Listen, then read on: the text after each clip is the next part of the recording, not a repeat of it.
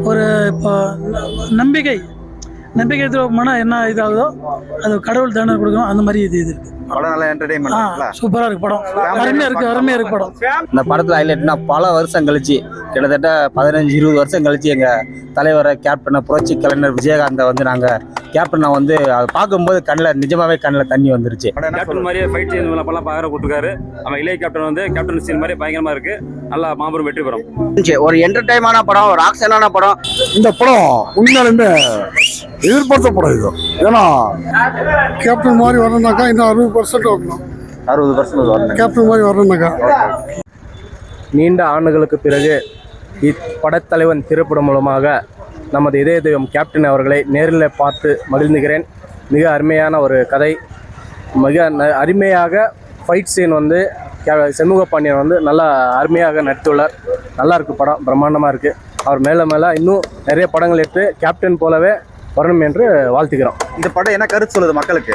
அதாவது இந்த இதாவது பெட்டு, நம்ம வந்து வீட்டில் வந்து ஒரு மாடோ பூனையோ டாகோ அந்த மாதிரி அனிமல்ஸ் வளர்க்குறோம் இல்லையா, அதோட பாசம் அதை கிட்ட நம்ம எப்படி அன்பாக இருக்கிறோமோ அதே போல் தான் வந்து ஒரு யானை கிட்ட வந்து சண்முக பாண்டியன் வந்து நல்ல ஒரு அது மேலே ஒரு கருத்து பாசம் காட்டி அதை தேடி தொலைதூரம் 1000 கிலோமீட்டர் வரைக்கும் போய் அதை கண்டுபிடிச்சி அதோட கொண்டு வந்திருக்காரு இந்த படத்துல.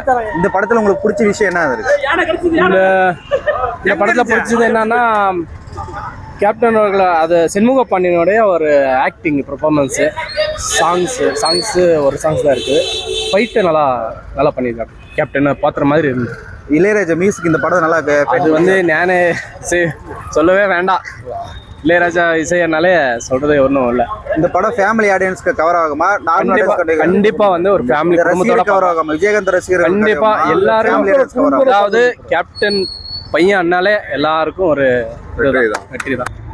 படைத்தலைவன் பார்த்தீங்களா, இன்றைக்கி வந்து படம் ரிலீஸ் ஆகிருக்கு. ரொம்ப ஆர்வமாகவும் ஆறுதலாகவும் ரொம்ப ஆர்வமாக வந்து பார்க்க வந்த பொதுமக்கள் எல்லாருமே வந்திருந்தாங்க.